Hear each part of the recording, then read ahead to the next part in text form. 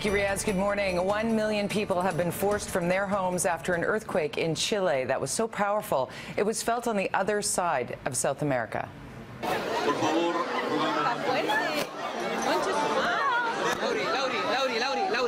This footage shows the moment the magnitude 8.3 quake hit last night. It was the most powerful tremor to hit Chile in 5 years and triggered flooding in some coastal towns. It sent terrified residents pouring into the streets.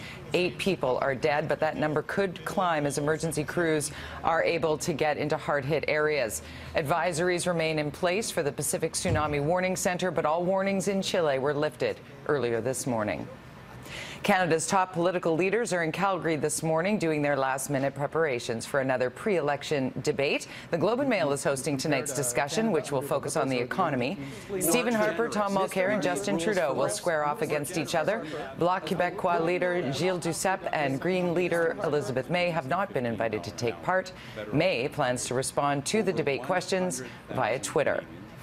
The main candidates going after the Republican Party's nomination for the U.S. presidency took part in another debate last night. They wrangled over immigration, gay marriage, and foreign affairs. Frontrunner Donald Trump was at the center of attacks from most of the participants. The one guy that had some special interest that I know of that tried to get me to change my views on something that was generous and gave me money was Donald Trump. He wanted casino gambling in Florida. I didn't. Yes, you did. Totally false. You wanted it, and you didn't get it because I was opposed to casino gambling before, during, and after.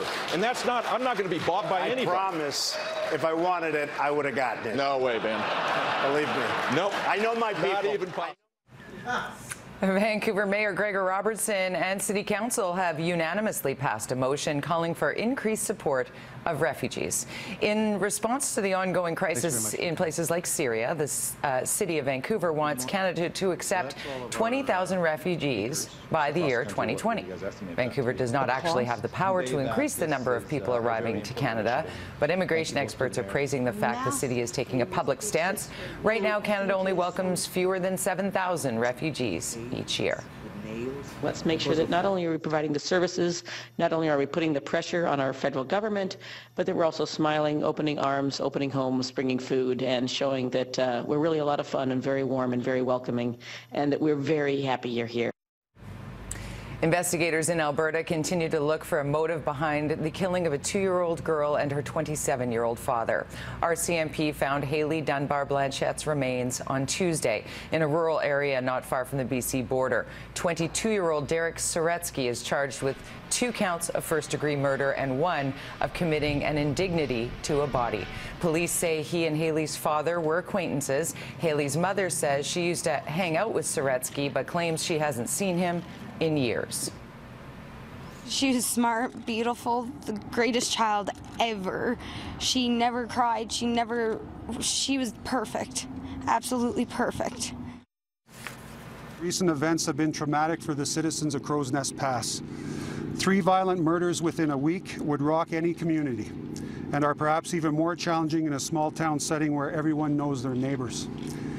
However, the citizens of the Crowsnest Pass area have also demonstrated an amazing resiliency in the face of these crimes. They have pulled together to help the police and have made a difficult job for us that much easier. They also stand strong in support of each other and the victims' families. If you have a smartphone, it should soon be a lot easier to get a taxi in Vancouver. Greg Harper joins us now with more on this topic. Greg? Good morning, Jody. Just outside Canada Place here this morning, the city's 4 main taxi companies have jointly launched eCab. This is a free app that you can get for your smartphone, and there's already a number of cities in Europe that use this. I downloaded it this morning to check it out, and it can track your location and show you just how many taxis are on the road and how many are near you at the time. And like Uber, it allows customers to use their smartphones to book a taxi, prepay for it, and even rate the driver. The Vancouver Taxi Association insists the move has nothing to do with its fight to keep the ride-sharing company Uber at bay. We recognized a year ago, well, a little bit longer than a year ago, maybe a year and a half ago, we were having some, concerns from the consumer. Not enough taxis, rainy weather, serious problems, So we came together, went down to Texas, found Gilles from eCab, and came up with this solution. And I called Blacktop Cabs this morning, just curious on how many might be already using this app, and the company couldn't give me an exact number, but says many of its customers are already using it. Jody? All right, thanks for that update. Greg Harper reporting live for us this morning. Let's head over to the Weather Center. It was pouring rain overnight downtown. Yeah, it's coming down pretty